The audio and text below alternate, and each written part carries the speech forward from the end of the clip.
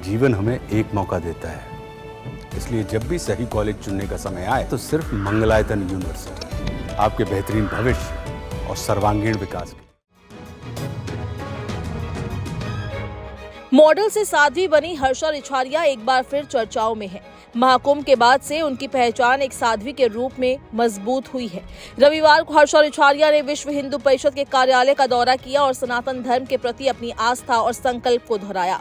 हर्षा रिछारिया ने बताया कि उनका संभल आने का कोई विशेष प्लान नहीं था। उन्होंने बस ये विचार किया कि संभल जाकर वहां के सनातनी परिवारों, भाई बहनों से मुलाकात करेंगी और उनसे जुड़ेंगी। हर्षा ने संकल्प लिया कि वो सनातन धर्म के प्रचार और जागरूकता के लिए निरंतर प्रयास करेंगी। हर्षा ने कहा कि ये मेरा छोटा सा उद्देश्य था जिसे लेकर मैं यहाँ पर आई थी। उन्होंने कहा कि अभी सनातन वाली लहर चल रही है और उसमें देश का युवा जुड़ रहा है और ये बहुत बड़ी बात है। हर्षा ने कहा कि संभल का जो इतिहास है मुझे भी धीरे धीरे पता चल रहा है। मैं भी उस इतिहास को ढूंढने, खोजने और जानने के लिए निकली हूँ, जो मुझे सभी के माध्यम से पता चल रहा है।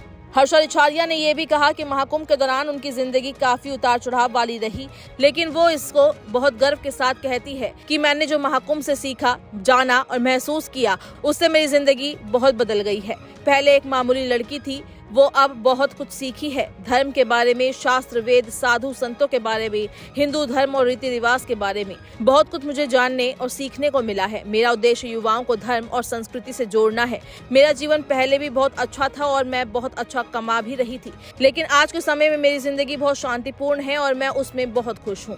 महाकुंभ जाने के बाद मुझे लगता है मेरी शरीर तो छोड़िए, मेरी आत्मा तक बदल गई है, क्योंकि अब जो हर्षा आपके सामने है वो धर्म के लिए करना चाहती है कार्य, वो संस्कृति के लिए कार्य करना चाहती है, वो युवाओं को साथ रख के, अपने सारे भाई बहनों को साथ रख के हमारे धर्म को विश्व में विख्यात करना चाहती है, वो संस्कृति को सबके सामने लाना चाहती है। जामा मस्जिद बवाल के दौरान हुए पथराव पर हर्षा रिछारिया ने कहा कि हमारी संस्कृति में फूल फेंकना है। जो पत्थर फेंक रहे हैं उनके बारे में क्या बोलूं, वो अपने धर्म, संस्कृति और परवरिश के बारे में बता रही हैं।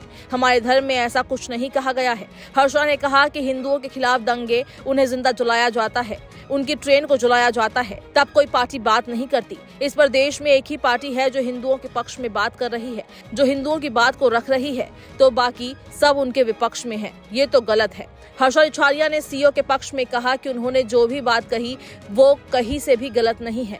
उन्होंने सही कहा था कि होली साल में एक बार और जुम्मा साल में 52 बार आता है, तो उनके इस बयान में आपत्ति जैसा कुछ था ही नहीं। जो सच्चाई थी वो उन्होंने रखी। अब सच्चाई सुनकर कोई बिल्कुल फड़फड़ा उठा है तो इसमें क्या कर सकते हैं।